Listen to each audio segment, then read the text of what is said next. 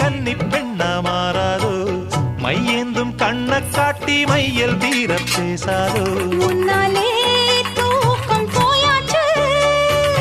உள்ளார ஏதேதோ ஆயாச்சு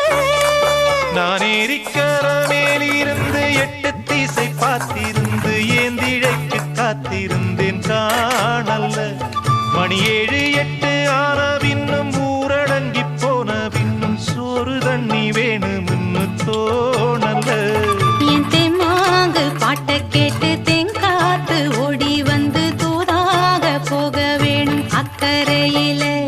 நாம் உண்டான ஆசைகளை உள்ளார பூட்டி வச்சு திண்டாடி நிக்கிறேனே இக்கரையில நான் ஏரிக்கர மேலிருந்து 8 திசை பார்த்திருந்து ஏந்திழைக்கு காத்திருந்தேன் காணல்ல